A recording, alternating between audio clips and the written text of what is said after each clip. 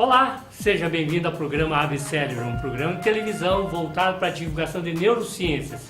E hoje nós estamos com a Graziela Batista Dall'Acqua falando sobre um tema muito interessante, muito importante na área de fonoaudiologia, mas tem alguma coisa a ver com classificação.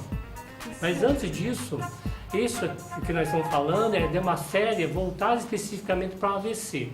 E essa classificação que a Grazi vai falar, que faz parte do mestrado dela, né, porque a Grazi ela é fonoaudióloga de formação, fez especialização também em fonoaudiologia e neurociências, como a Mariana, que veio aqui falar conosco, também achou que deveria continuar na vida acadêmica e está concluindo o mestrado. Fala um pouquinho desse teu trabalho, chama-se CIF. Isso, a classificação que eu estou usando no mestrado é a CIF, que é a abreviação, né, de Classificação Internacional de Funcionalidade, Incapacidade e Saúde. Nossa! Nome grande, né? Traduzindo, o que é essa classificação? É uma classificação feita pela Organização Mundial da Saúde, então ela é internacional e ela é uma classificação voltada não para saber que doença a pessoa tem, como as outras classificações que a gente já está acostumado da Organização Mundial da Saúde, mas sim ela é voltada para saber a consequência das doenças ou de qualquer aspecto relacionado à saúde na vida diária das pessoas. Então eu tenho uma condição de saúde, o que essa condição de saúde vai implicar no meu dia a dia, o que isso vai me afetar ou não, o que isso vai atrapalhar na minha atividade ou não. Então é uma classificação das consequências da doença, resumindo. Nossa, mas esse aqui parece bem complicado, né? É. Porque, me diga uma coisa, porque você falou, ele basicamente serve para todas quanto que sejam as doenças que possam vir a ter um impacto, digamos, na vida dessa pessoa. Exatamente, não só doença, qualquer condição de saúde. Então se eu quebrei um pé, isso vai me afetar em uma atividade de pegar um ônibus, por exemplo. Então eu já posso usar a CIF para essa condição de saúde. E me diga uma coisa, essa classificação é uma classificação recente ou é uma classificação que já tem muito tempo? Como que passa? Ela é uma classificação bastante recente, ela está em uso, né, desde 2001, pouquíssimo tempo. Ela é bastante recente e ainda está sendo até pouco utilizada, né, nas maiorias dos ambientes da área da saúde, ela ainda não é muito utilizada. Tanto por ela ser recente, tanto pela sua complexidade, né? Então, mas por que você resolveu estudar esse assunto? Então, eu resolvi pelo seguinte, acontece que de uns anos pra cá, tá tendo toda uma movimentação na área da saúde, principalmente dos profissionais com os pacientes, de ampliar o olhar, principalmente na área da reabilitação. Onde a gente está ampliando o olhar para esse paciente no sentido de dar mais espaço para esse paciente falar, permitir que ele fale o que ele espera com aquilo, como aquilo está afetando ele no dia a dia, o que ele fazia antes que ele gostava muito, mas agora ele não consegue mais fazer. Então essa movimentação, né, que está tendo dentro da área da saúde foi o que motivou, inclusive, a Organização da Saúde a criar essa classificação. E vendo isso do olhar da fonoaudiologia, eu achei muito interessante, porque principalmente aqui no quadro, né, de AVC, que a gente tem várias alterações de fala, de linguagem, isso vai alterar ações cotidianas do paciente na vida dele.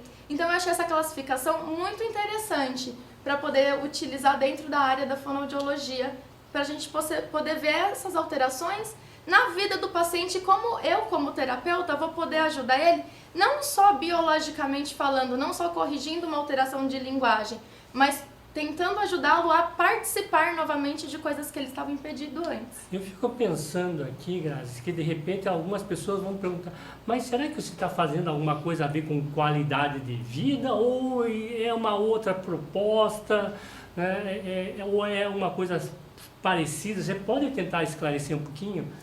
Claro, tá totalmente interligado com qualidade de vida, porque é até o que a gente fala que está ampliando o nosso campo de atuação. Porque vamos supor, o paciente ele tem uma alteração de linguagem, está com uma dificuldade de falar, um exemplo.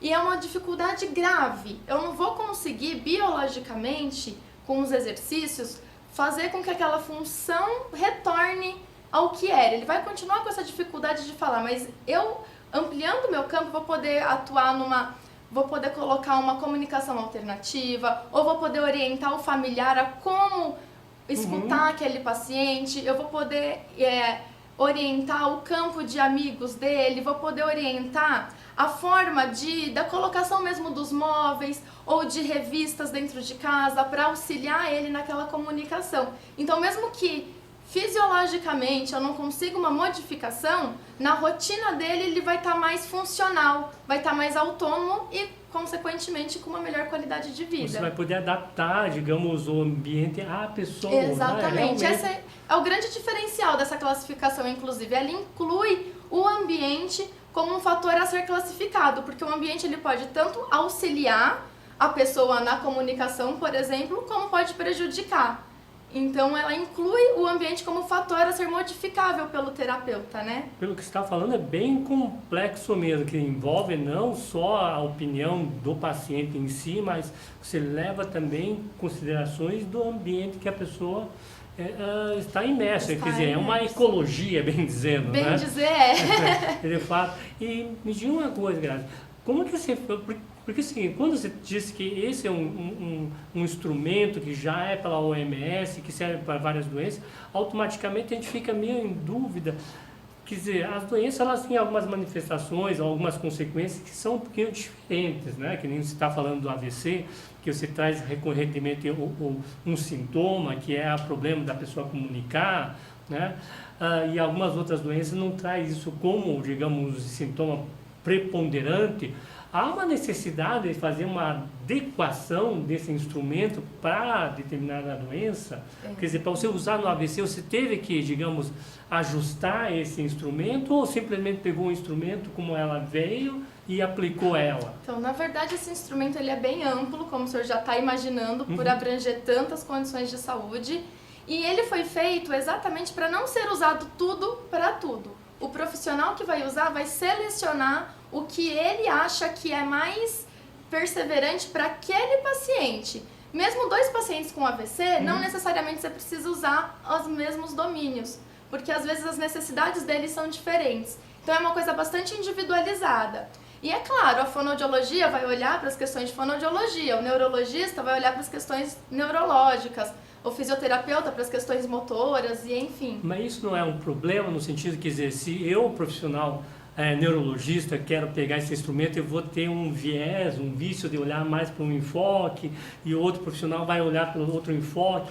Não há uma necessidade de se juntar, né, um instrumento que fosse mais, talvez, amplo, que contemplasse esses diferentes profissionais, mas não esquecendo do paciente, que é a pessoa que vai efetivamente colocar, digamos, as respostas. Como é que você fez o teu estudo? O teu estudo só teve enfoque na fonoaudiologia ou você ampliou o leque de discussão? Claro, o uso... Eu estou fazendo a defesa de tese daqui a pouco. O uso da classificação, ela vai depender de onde ela está sendo usada. Se eu estou usando numa clínica que tem vários profissionais, então a gente vai fazer uma seleção do campo desses vários profissionais. Cada um vai aplicar aquilo pertinente à sua área. Pode ser junto, pode ser separado, aí não tem meio que uma regra. No meu mestrado, especificamente, eu estou olhando só para as questões voltadas para fala e linguagem mesmo, bastante fonoaudiológicas. Então eu fiz uma seleção, na verdade eu estou criando um instrumento, porque essa classificação permite isso, e a Organização Mundial da Saúde até pede que seja feito isso, a criação de novos instrumentos que auxiliem na operacionalização dessa classificação, né? E o instrumento que eu estou criando, eu fiz uma seleção prévia dos domínios que poderiam estar alterados na condição de um pós-AVC em relação à fala e linguagem, e a partir desses domínios eu criei perguntas para serem aplicadas ao paciente, critérios de respostas, tudo para facilitar a aplicação. Então, um profissional da fonoaudiologia vai pegar já um instrumento com as perguntas e com a classificação. E você acha, Grazi, esse instrumento ela pode ser aplicado para todas as faixas etárias? Porque cada vez a gente está vendo uma parcela de pessoas que estão tendo AVC numa faixa mais nova, né? Ao mesmo tempo, claro, a grande faixa de pessoas que têm AVC realmente na pessoa dita da melhor idade. Exatamente. Né? Mas ele dá para ser aplicado assim nessas faixas? Qualquer faixa etária, ela é tão ampla que consegue pegar atividades desde uma criança, de um adolescente, até um idoso. Eu hoje, assim, agora pensando um pouquinho assim das consequências, você identifica essas pessoas, né? E você realmente faz essa avaliação com esse instrumento. Hoje, cada vez mais, a gente está vendo que nós estamos trabalhando muito em equipes, né? Quer dizer, é um trabalho muito multidisciplinar. Você vê que esse enfoque, ele permite, digamos, que a gente respalde ou direcione um pouquinho a ênfase na atenção nessas equipes multidisciplinares? Como que você vê isso? Com certeza, eu acho que respalda e até facilita, porque é uma classificação internacional onde todos os profissionais estão falando a mesma língua, digamos assim, né? Então, eu observando uma dificuldade numa atividade que exige alguma condição motora específica, já facilita eu apontar isso para a fisioterapeuta, e a fisioterapeuta a mesma coisa. Eu acho que facilita, assim, inclusive até no encaminhamento, né? Como é uma linguagem internacional, a gente consegue fazer um relatório de encaminhamento onde o outro profissional vai entender exatamente do que eu estou falando, qual é a dificuldade que aquele paciente está apresentando. Eu fico imaginando também que às vezes, né, que a gente está vendo que a intenção do instrumento que se está criando, que é voltado para essa esfera da linguagem, seja para, digamos, fazer alguma certa recomendação, um direcionamento de conduta, Isso. mas eu também eu não deixo de ter uma visão, talvez, de pessoas por parte, digamos, de seguradoras. Você acha que por parte das seguradoras, você acha que eles têm interesse nesse tipo de instrumento para tentar, digamos, saber o grau de comprometimento, a própria, digamos, previdência, né, que realmente coloca a questão de incapacidade? Você vê esse instrumento também nesse sentido? Sim, ele tem também a sua importância nesse sentido. Inclusive tem várias reuniões, está tendo, né, várias reuniões aqui no Brasil para modificar a forma de avaliação dos pacientes para receber certos benefícios. O que antes os benefícios eram dados em função da doença, agora não importa muito a doença, importa a consequência daquela doença. Então, tem vários protocolos de avaliação onde o benefício será dado ou não dado para a pessoa se ela preencher aquelas consequências, né? O que ela consegue fazer ou não. Você acha que isso vai melhorar a questão da inclusão social? Eu acredito que vai melhorar bastante, porque é o que a gente estava falando no começo. Às vezes uma mesma pessoa com uma mesma doença tem dificuldades em diferentes coisas, então as duas não precisam do mesmo benefício, elas precisam de benefícios diferentes. E que pela lei anterior, a AVC tem direito a isso, aquilo não tem. Agora, com esse novo instrumento que vai olhar para as dificuldades que ela vai ter depois da doença, ela vai poder ampliar, né? Os benefícios vão ser melhor aplicados para quem realmente necessita deles. Não, fantástico. Acho que tem uma repercussão ali imediata, né? Na questão, digamos, de toda a previdência. Quer dizer, sai um pouquinho do aspecto só da saúde, né? Mas traz um pouquinho essas outras questões. Exatamente. Ela tem uma abrangência social, política, né? Não só ela vai para além da condição de profissional da saúde, né? Ele vai modificar mesmo as condições, as leis e as diretrizes para a pessoa com deficiência ou com uma condição de Agora, saúde. tentando entender um pouquinho o teu instrumento. Como que a pessoa aplica isso? É fácil de aplicar ou isso demora muito? Esse é um teste que é beira de leite, como a gente fala, né? No consultório faz rapidinho? Ou você precisa ver esse paciente várias vezes? Você precisa de exames complementares ainda? Como é que é esse instrumento? A ideia foi facilitar ao máximo, foi pegar uma classificação muito complexa e tentar facilitar ao máximo.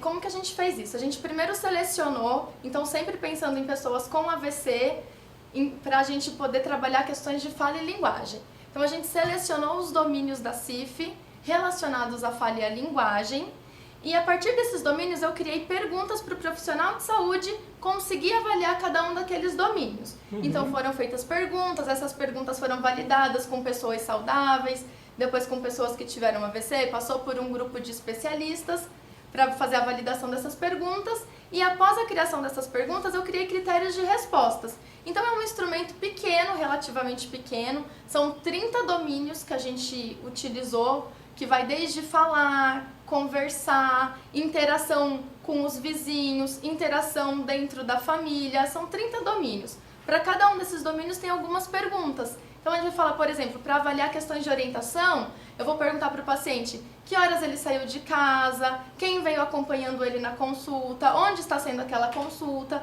Então perguntas fáceis para entender como que está a questão da orientação. E a partir das respostas deles tem os critérios de classificação, que essa classificação ela varia de 0 a 4. 0 a pessoa não tem nenhuma dificuldade naquele domínio e 4 ela tem uma dificuldade completa naquele domínio. Muito então, totalmente comprometido seria o 4, né? E a aplicação está durando cerca de 15 minutos. Nossa, que rapidinho, então. Ficou um instrumento bastante rápido, porque as perguntas são bastante cotidianas, então são de fácil entendimento para o paciente.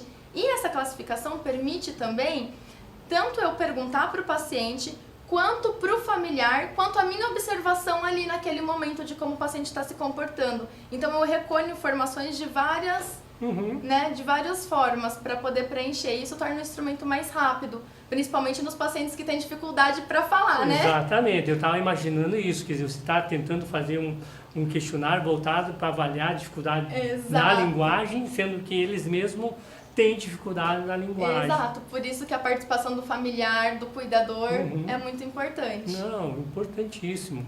Realmente, esse é um instrumento, né, que a gente espera que a gente possa estar aplicando mais e mais. Eu acho que realmente tem uma necessidade no meio, digamos, da saúde, de estarmos com uma informação dessa para podermos orientar melhor o paciente e seus familiares, mas também acho que existe essa questão de inclusão social, de melhor alocar os recursos que o sistema previdenciário de saúde tem. Exato. Vamos mudar um pouquinho o enfoque aqui agora, né? Trocando de marchas, como dizem o americano. Grazi, por que você resolveu estudar isso aqui, assim, no sentido, e estudar fonoaudiologia? A gente quer realmente conhecer um pouquinho, né, você, né, porque realmente tem outras pessoas que estão aí assistindo e talvez estejam contemplando até uma profissão de ser fonoaudióloga, ou então pessoas que estão terminando o curso de fonoaudiologia, outras, digamos, cadeiras, faculdades, universidades superiores, estão pensando agora, por que eu devo ir já pegar um emprego, ou devo continuar, digamos, na minha educação, fazer, digamos, uma pós, né? Você que está trilhando, está terminando o mestrado agora, como que você tem visto isso? Olha, eu acho que tem sido uma coisa muito importante, tanto para a formação acadêmica, até mesmo para profissional. Até tem gente que fala assim, eu não quero dar aula, então eu vou terminar a faculdade e vou trabalhar. Mas na verdade não, o mestrado, até mesmo a pós-graduação, agrega muitos conhecimentos que você vai aplicar na sua vida clínica, que vai te ajudar assim imensamente. Então, não é só para aquelas pessoas que pretendem dar aula, que pretendem seguir a carreira acadêmica especificamente, né? Mas para qualquer pessoa que queira aprimorar o seu conhecimento e seu manejo técnico, ajuda e muito. Então, acho que vale a pena. Legal. E as pessoas que querem entrar em contato contigo, depois ter, digamos, esse questionário, trocar uma ideia contigo, a gente vai deixar o teu e-mail aqui, podemos deixar aqui embaixo, pode pôr. Entre em contato com a Grazi, né, porque possa trocar mais ideias. E deixa uma mensagem para o pessoal aqui no final, né, o que você gostaria de finalizar esse nosso bate-papo. Ok. Primeiro eu queria agradecer, né, todo mundo que está aqui assistindo a gente e falar que o AVC é uma doença que tá aí, que a gente precisa de conhecimento, que não é nenhum bicho de 7 cabeças, que a pessoa que tem uma dificuldade de fala e linguagem, ela consegue se comunicar, transmitir uma mensagem, a gente consegue inseri-la novamente num ambiente familiar, num ambiente de amigos, às vezes até num ambiente de trabalho também, de lazer. Então é uma coisa que a gente precisa se acostumar. Acho que quanto mais a gente conversar sobre isso, mais a gente vai se acostumar com isso e vai conseguir incluir melhor essas pessoas, né? Eu espero que meu mestrado ajude um pouquinho nisso também. Com certeza, Grazi. Bom, a você que está assistindo aqui ao programa ABSério, fique ligado para os próximos episódios. Obrigado, Grazi. Obrigada.